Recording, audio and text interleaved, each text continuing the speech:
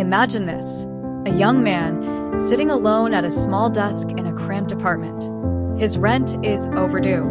He's been rejected by publishers over and over again. And with each passing day, he begins to believe the one thought that keeps echoing in his mind: maybe I'm just not good enough. That man was Stephen King, and the manuscript he eventually threw in the trash was called Carrie.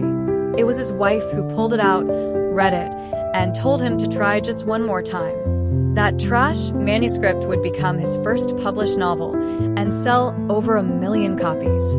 Self-doubt nearly silenced one of the most prolific writers in history.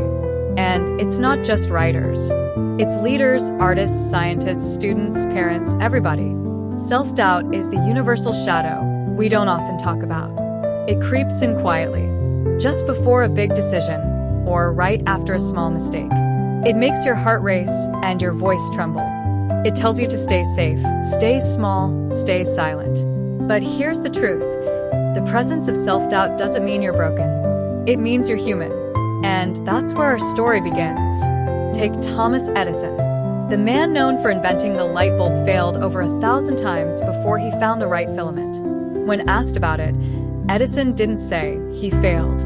He said, "I have not failed. I've just found 1,000 ways that won't work." This wasn't just stubborn optimism. It was a strategy. Edison knew that doubt could only win if he stopped trying. And there's a powerful science behind that mindset. Psychologists call it cognitive reframing, the ability to take a negative thought and reshape it. Instead of saying, "I'm not smart enough to do this," the reframed version is, "I'm learning how to do this." It sounds simple, almost silly. But brain imaging studies show that reframing actually shifts activity from the fear center of the brain to the problem-solving part. Your brain becomes less afraid and more focused. But let's go deeper.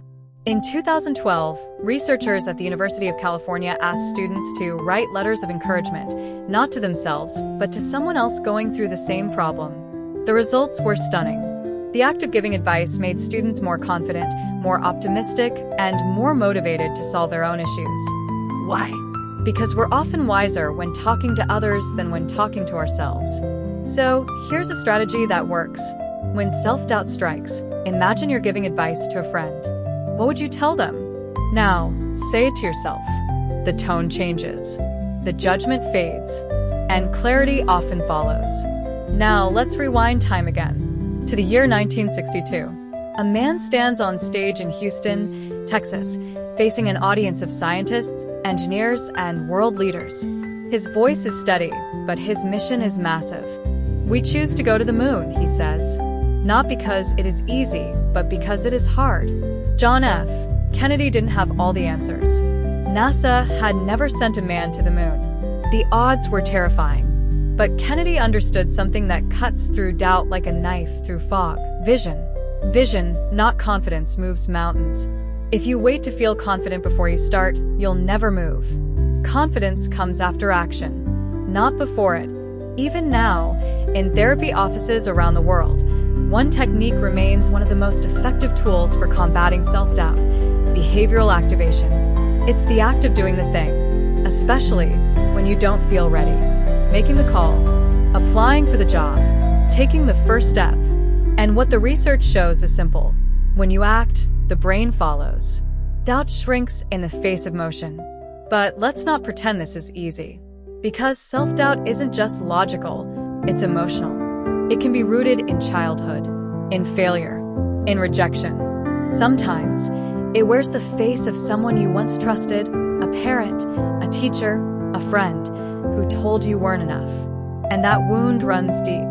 One woman who understood that pain intimately was Maya Angelou. Despite her fame, her accolades, and honorary degrees, she once admitted, "I have written 11 books, but each time I think, oh, they're going to find out now. I've run a game on everybody, and they're going to find me out."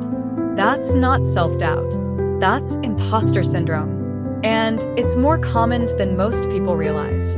But Maya kept writing, because she also believed in doing it anyway. That's the ultimate weapon. Not perfection. Not fearlessness. Courage. Courage is the quiet voice that says, "I'll try again tomorrow." If you've ever doubted yourself, here are strategies that work, not just in theory but in life. 1. Reframe your inner dialogue. Catch the thought, name it, reshape it. 2. Talk to yourself like someone you love. Compassion is not weakness, it's fuel. 3. Take action before you feel ready. That's where confidence is built. 4. Track your small wins. Momentum grows through movement, not just thought. 5. Surround yourself with honest, encouraging voices. Doubt multiplies in isolation. Remember, even the greatest minds in history have sat with doubt. But they didn't stay there. They stood up, stepped forward, and made history anyway. And so can you. Thank you for joining us on this journey into the heart of what it means to overcome self-doubt. If this video resonated with you, please consider liking, commenting, and sharing it with someone who might need to hear these words today. And don't forget to subscribe to our channel for more stories, insights, and strategies from the corners of history that still echo today. Until next time, keep going. The world needs what only you can give.